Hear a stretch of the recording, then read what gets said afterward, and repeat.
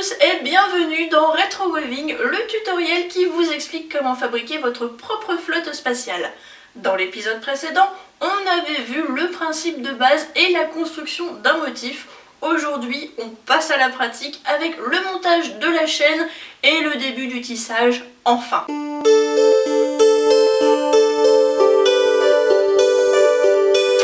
L'ourdissage, ce terme un peu barbare désigne tout simplement l'acte de monter sa chaîne de tissage, et ce peu importe la technique utilisée. La chaîne de tissage, vos fils de chaîne, c'est ce qui constitue la partie principale de votre ouvrage, c'est le corps du tissage. C'est aussi de là que vient l'expression ourdir un plan machiavélique, c'est-à-dire mettre en place un projet à la finalité malveillante au travers de méthodes douteuses, comme par exemple fabriquer sa propre armée spatiale pour aller conquérir l'univers.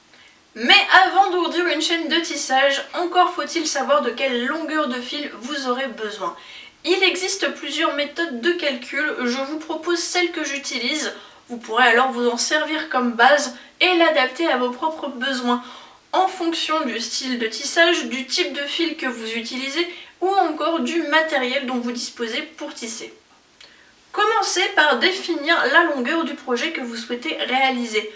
Par exemple, si je souhaite faire une ceinture à motif Space Invader, attachée devant par un simple nœud avec un léger pendant, je sais que je vais devoir tisser une longueur de 1,60 m.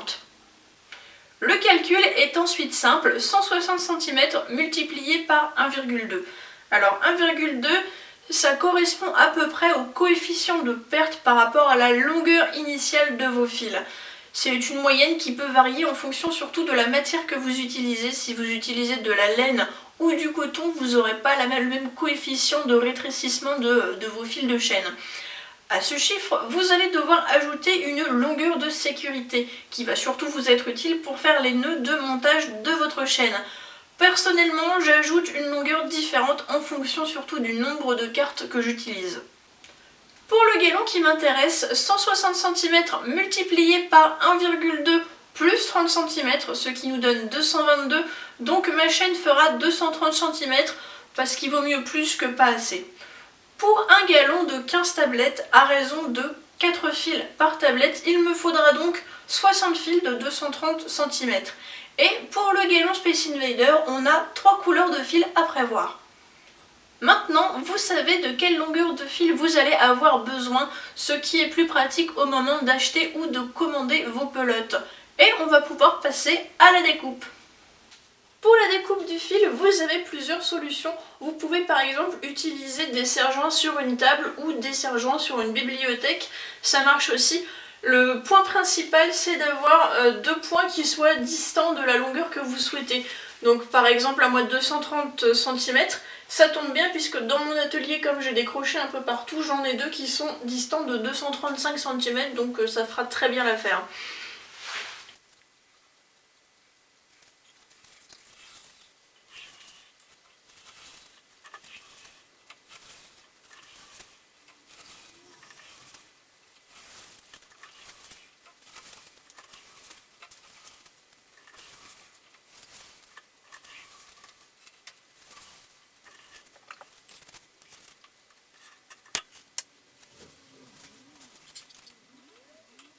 J'en profite pour faire un petit point fil. Alors comme je l'ai dit dans le premier épisode, je vais aussi utiliser ces vidéos pour expérimenter des choses un petit peu, des trucs que j'ai pas l'habitude de faire, des matières que j'ai pas l'habitude de travailler. Donc comme là par exemple, j'ai décidé de faire une ceinture en coton. Donc le coton, comme je suis plutôt d'habitude sur les tissages historiques, c'est pas une matière que j'ai l'habitude de travailler. Et j'en profite aussi pour essayer de trouver des fournisseurs de fils, donc trouver des fournisseurs de fils avec une démarche éthique et éco-responsable. Et là, il se trouve que j'ai trouvé le comptoir du fil, donc c'est pas un placement de produit, rien du tout, hein, c'est juste que j'ai bien apprécié leur démarche. C'est une entreprise picarde, donc du coup c'est la région juste à côté de la mienne, qui font surtout du fil de coton recyclé. Donc des fils de soie de sarré, du fil de lin aussi, c'est quand même assez difficile à trouver en France, enfin, surtout en grosse quantité. Et ils font aussi ces énormes pelotes qui sont en réalité des lisières des lisières de tissu de l'industrie. Donc ça fait un espèce de très très gros fil comme ça. Et ça tombe bien parce que je cherchais exactement ce genre de fil pour me fabriquer un tapis pour l'atelier et j'avais pas très envie d'utiliser ma laine de race de conservation, donc je trouve que c'est une alternative qui est pas mal. Parce que ça, normalement, d'habitude, ce sont les choses qui sont jetées dans l'industrie textile en fait. Donc voilà, le comptoir du fil, je vous mets le lien en description. Pour faire votre montage, vous avez plusieurs solutions. Si vous avez un métier à tisser, faites-le directement sur votre métier à tisser. Le mien n'est pas disponible, donc j'ai choisi de faire un montage pour un système à la ceinture.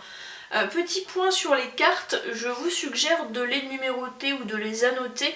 Là par exemple A, B, C, D pour moi, donc j'ai fait des petits points parce que les lettres, comme je pyrographe mes cartes, en fait c'est assez difficile à faire avec un pyrograveur et faire 48 cartes pyrogravées en ayant à chaque fois un A, un B, un C ou un D bien propre, c'est assez difficile, donc j'ai choisi de faire des petits points. Et pour la numérotation, donc le petit numéro, donc là c'est la carte numéro 4, pour la numérotation j'ai choisi la numérotation Maya parce que là aussi c'est beaucoup plus simple à pyrograver. Je vous conseille aussi de vous munir de ce genre de choses. Donc là moi c'est un petit pense-bête avec la manière dont j'ourdis mes cartes, c'est juste pour éviter d'avoir à réfléchir 15 jours à comment je le fais. Et surtout le diagramme de votre tissage, donc à avoir sous les yeux. C'est important pour savoir où vous allez mettre les cartes tout simplement. Alors j'espère que vous allez bien voir. Donc là j'ai ma carte numéro 4, A, B, C et D. Et mes 4 fils qui correspondent à cette carte, donc là il me faut un fil violet et 3 fils noirs.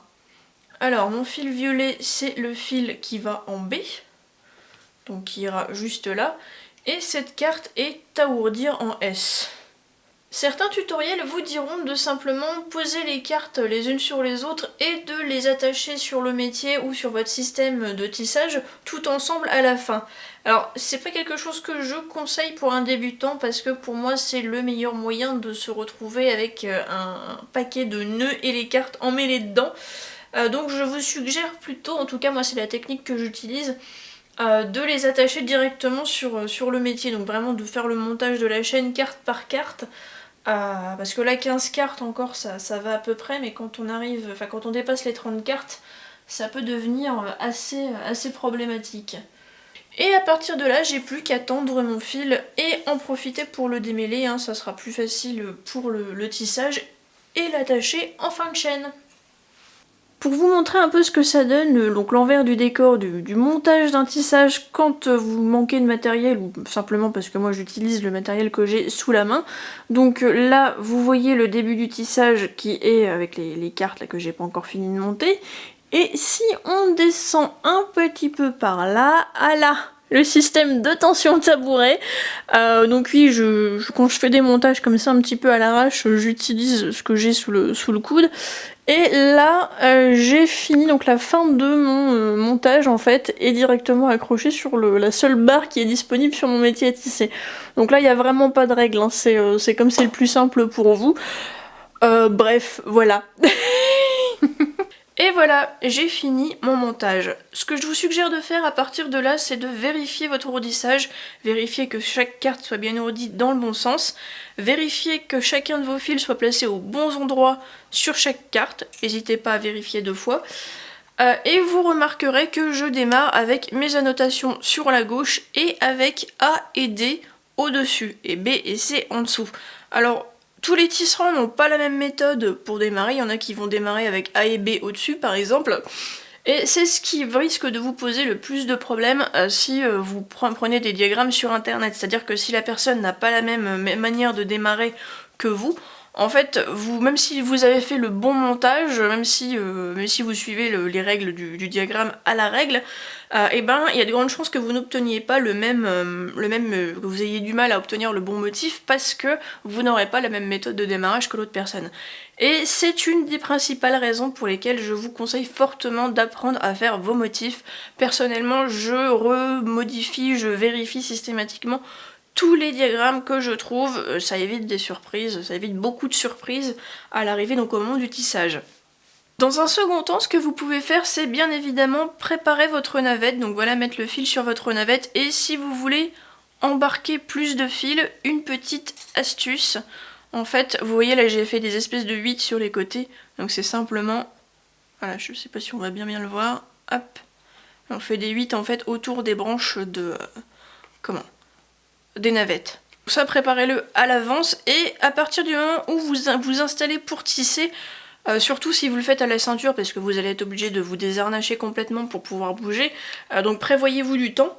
Prévoyez tout ce que vous aurez besoin, donc navette, la broche de tisserand si vous en utilisez une, la petite épingle pour bloquer les cartes à la fin pour pouvoir justement vous désharnacher. Si vous êtes sur un métier à tisser, je vous conseille de la mettre quand même, mais ce sera moins important que si vous travaillez à la ceinture. Et je vous conseille aussi de toujours avoir un ciseau à portée de main, ça peut être utile. Pour démarrer un tissage, je vous montre une méthode, il y en a d'autres, je vous les montrerai au fur et à mesure des épisodes je pense. Mais là, en fait, simplement, vous voyez, on a la foule ici, donc c'est l'espace qui est créé entre les fils de dessus et les fils de dessous. Simplement, pour commencer votre tissage, vous pouvez passer votre trame. Je vous conseille de laisser un peu de fil dépasser, vous allez comprendre pourquoi après. Et voilà, là, on commence par 4 quarts de tour en avant. Voilà, donc là vous voyez, je viens de tourner les cartes un quart de tour en avant et j'ai créé ce qu'on appelle une deuxième foule. Donc là ici on voit bien le croisement des fils ici. Et je vais passer la fin de mon fil de trame dans un sens et le début du fil de trame dans l'autre sens. Alors pourquoi ça? Eh bien simplement parce que ça va vous permettre déjà de sécuriser le fil de trame qui va être pris dans le tissage et ça pourra pas se défaire. Et ensuite parce que ça va vous permettre de venir resserrer au fur et à mesure pour pour régler la largeur en fait, la largeur définitive de votre galon. Hop, donc là on continue, un quart de tour vers l'avant. Hop, on crée une deuxième foule. Alors vous remarquez aussi que j'ai laissé un petit peu de marge en fait parce que je vais défaire les petits nœuds à la fin du tissage, je vais défaire les petits nœuds et je vais faire une finition en tresse en fait avec les fils qui sont là. Donc c'est pour ça que je laisse un petit peu de marge. D'ailleurs là j'ai pris du fil épais, donc j'ai des gros nœuds qui vont être très faciles à défaire. Si vous avez pris du fil fin ou même si vous avez un galon à faire avec du fil fin, je vous suggère d'attacher 4 cartes par 4 cartes ou 3 cartes par 3 cartes. Comme ça vous permettra de défaire, enfin si vous avez besoin de défaire les nœuds, ça vous permettra de les défaire plus facilement. Et là on continue, on passe un côté de la trame dans un sens et la fin de la trame dans l'autre sens.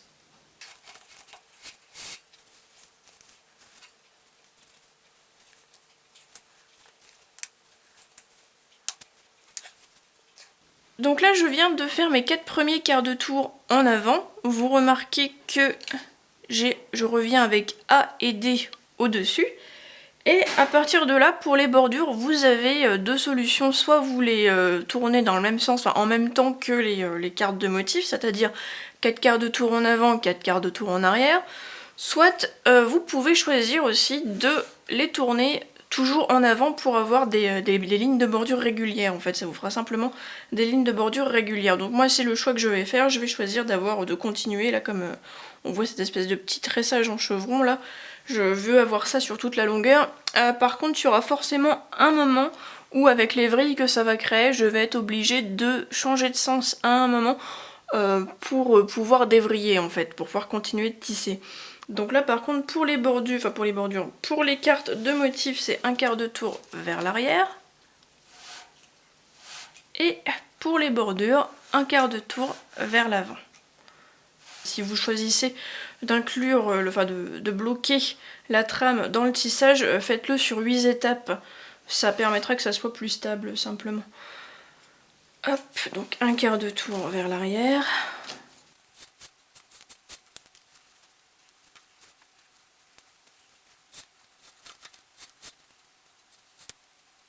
Donc voilà, là j'ai fait mes 4 quarts de tour vers l'arrière et toutes mes cartes sont revenues avec A et D au-dessus. Donc là je vais pouvoir reprendre 4 quarts de tour vers l'avant. Et à partir de là, je ne suis plus obligée de passer le second fil, donc la fin du fil de trame. Je vais juste continuer avec la trame normale.